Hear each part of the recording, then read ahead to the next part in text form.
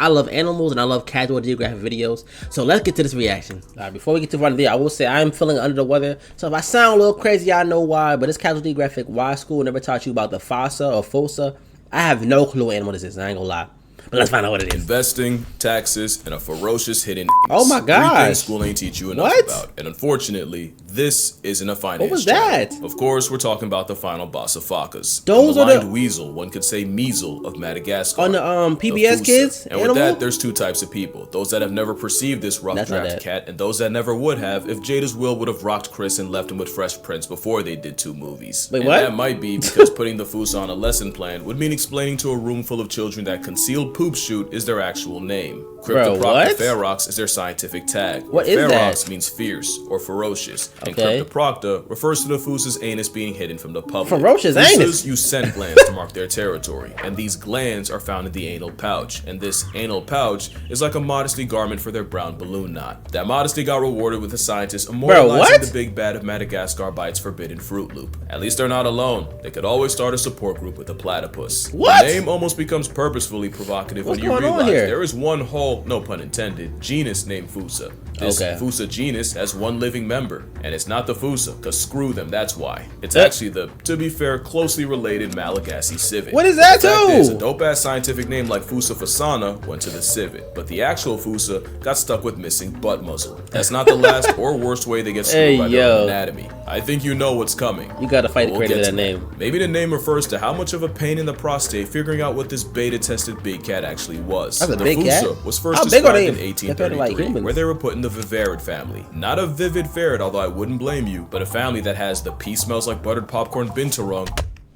What are these animals you showing us right now, my brother? What's going on? And genets. In 1939, they were moved to a subfamily in Felidae because folks were really sold on it being a cat. In 1945, a change of heart put incognito back with vivarids. Almost 50 years later, in 93, they got a little warmer with a DNA study putting the Fossa at the mongoose lunch table. But it only took 2 years for someone to try to argue them back with the cats and family Felidae. An animal that hides its sea lips in a family of felines that flash it like ID should have told them the Fossa was the imposter. And eventually, something did, and they were put in the Eupluridae family in 2003. It took almost 200 years to ascertain what this unhinged roid weasel was. That still begs the question, what exactly is a Fossa? That question takes way too much time to answer, and it's probably why most schools don't even bother.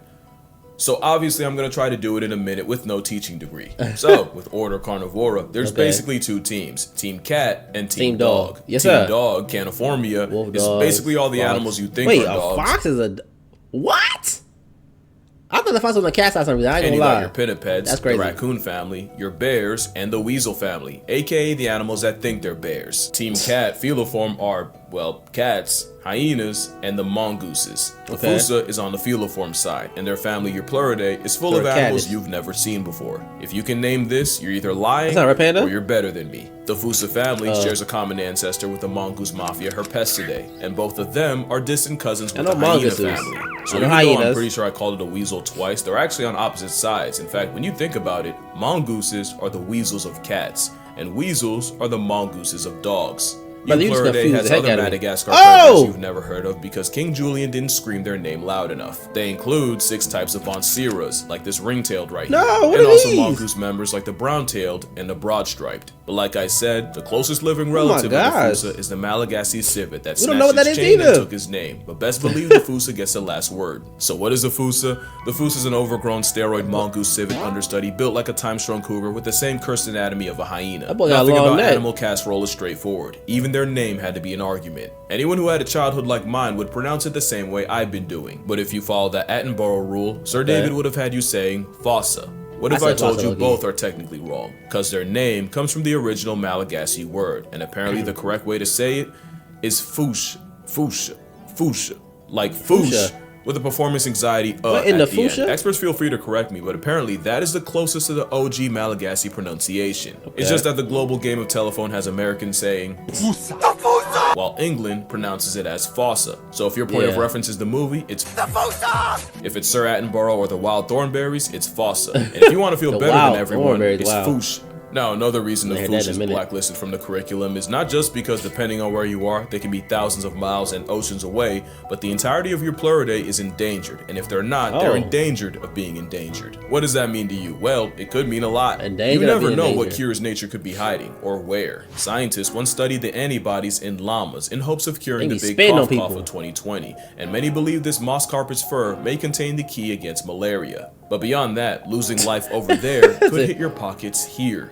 Deforestation is the biggest reason for the flatlining of Fossa and friends, and according to this article, the same arborcidal activities can cause extreme weather. Weather that can lead to the jacking up of food prices. So yeah, something happening a world away can come back to bite you in the wallet, and you might not even realize it until you're forced to finance a carton of eggs. Them prices is going up, and they ain't going up slow.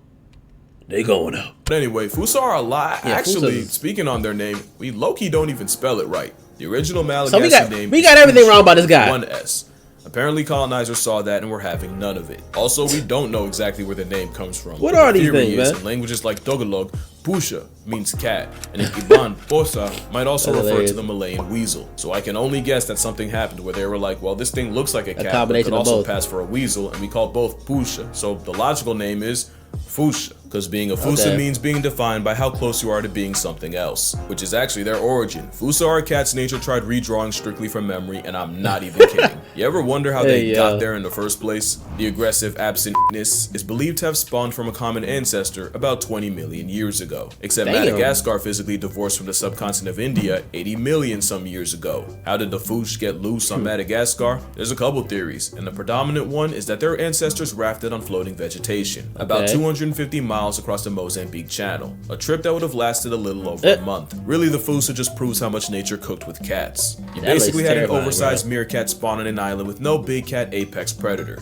So they messed around and became one. The end game of evolving the perfect merc machine with milk is apparently cat. Fossas aren't that, but these Fossas' apex is full. This was a reasonable crash out. They might look cute to us, but this is the reaper to the Madagascar population. Nature didn't stop at retractable claws. They have ankles that can almost turn backwards, meaning they can move through the trees like a homicidal squirrel. It's not enough that they'll run you down on land or tree, but they'll often tag team prey, with one Fossa chasing prey through the trees, weaponizing predatory parkour to force them on the ground. Bro, what? Fossa number 2 hawks them down. The entire jungle is food to a Fossa, even their closest cousin. There was an actual problem where researchers were trying to study the Malagasy civet, but Fossas kept following trap lines and eating the captured animals. Oh my god. Fossa move on their own timing, literally. They're cathemeral, meaning they're active whenever they feel like. There's no combination of numbers on a clock when a Fossa can't strike, which is why their main personality trait is inflicting primal panic in lemurs. Not only is half their diet lemur meat, they'll straight up rip sleeping lemurs out of napping spots. They tell stories about the Fossa.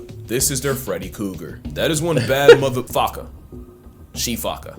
That is a she-fucker, and they're named after the sound they make in the face PBS of kids. Oh shit, fuck. Because Fossa will eviscerate them, with scientists finding Focas life deprived with their intestines ripped out. Fossa will flatline anything lemur, even the ones weighing nearly as much as they do. You think they give a Foca? No, they take them straight off the senses. She-fucker, he-fucker, you-fucker, and at Fossa's eyes, anyone can get it. Millions of years being marooned on an island does things to you, and one of the consequences is Fossas do something no other mammal does. The following is strictly for educational purposes. That being said, it might just be time to put the kids to bed. Fossas can't change from girls to guys, but boy do they do everything to convince you otherwise. Fossa go through transient masculinization, where they develop the same pseudo-situation hyenas got. Except with them, it involves a young female Fossa flitteris growing large enough and spiky enough to make them anatomically identical to a male. They'll even release the same musky orange product males do. The difference is, where hyenas have to pass kids like a kidney stone, eventually the Fossa's baby-making business end goes back to normal. But for a time, you really can't tell male from female. And that might just be the point. I mean, there's some things about this freak-off ferret that makes being young, female, and Fossa the worst combination. Female Fossas are highly territorial, because they'll make love in the same tree year after year. Call it the tree of life. And Fossa foreplay involves the female sitting high up in the tree, with starving males down below competing for her time. Now the thing with Fossas is, the female will spend nearly a week in the tree, where she'll be visited by several males. 4, 5, sometimes 6, 7. Some yellow lights don't get ran through that much, and there is no honor system. Males will often climb up the tree to shoot their shot, while the female's already physically occupied by another. So yeah, it's a Fossa freak-off free-for-all. I was saying, Imagine the ones from the movie, but instead of feeding for food, they desperately fall over each other trying to make a baby mother, which might explain the gender bending. Young females can get put on a shirt by an older vindictive female, and put in a hearse by a horde of hormonal males. This can really be a problem since apparently males can't tell when a female is ovulating, so they just keep trying. Which could kill an inexperienced female cause, well, they're not the only ones with some nonsense in the nethers. Fossas hold a world record, animals, man? That's having the largest penis relative to body size of any mammal. They somehow beat out the tapir, and I've seen one use his as a tripod. What in the world? Tripod and a back scratcher. What? A 30-inch animal dragging a nearly 8-inch nectar dispenser is notable. Educational purposes, I swear, because the sheer coital competition is why Fossas are hung like an adolescent donkey. They also have a baculum, which is a bone to allow the male to stay in the game as long as possible, even when the coach, other players, and even ref want him out. And not only that, they also have backward-facing spines on their procreation pickle, which makes retraction not impossible, but incredibly uncomfortable to watch. Can't even imagine how that feels. Or maybe I just don't want to. We probably wouldn't even know all this if they weren't so don't add that sound about it. It's also don't add that sound, brother. Females can put in 14-hour shifts in one day with multiple males, or sometimes just one. Not only will a couple go at it for hours, they can spend an extra one stuck in the same physical tie dogs get caught in. Of course, this means nothing to the competition, with researchers witnessing females having to chase off males while still attached cat dog style to their last body. And sometimes multiple rivals climb the tree to fight the male while he's still baculum deep. It's straight player hating, and why Fossas do it at the very tops of the trees, like a tryst on trapeze. Some males will even play defense by guarding the female hours after they mate, especially if that male got interrupted. The couple can even injure themselves, and there's a non-zero chance the male falls and breaks his baculum. It's an entirely unpleasant process from start to finish, and if I have to know that, you do too. And if I'm mad you did that. I'm mad you did that, honestly. It really makes you look I was at really these guys silent this whole time. And when your own conception is that demon-esque, unfortunately, it's no surprise when they get treated like one. In Malagasy culture, there's something called fadi. My understanding is fadi are spiritual beliefs Malagasy people live by. Basically cultural taboos ingrained into their society. For example, eating with a hat on, considered fadi, and the punishment is baldness. Eating while standing is fadi.